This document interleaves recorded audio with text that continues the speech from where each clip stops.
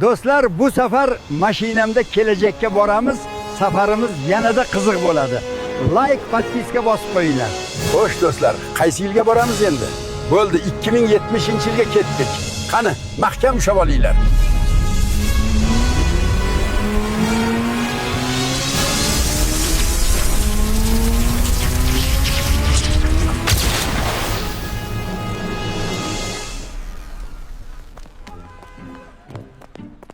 Do'stlar, kelajakka mana keldik. Odamlar qo'rqib ketishdi shekilli.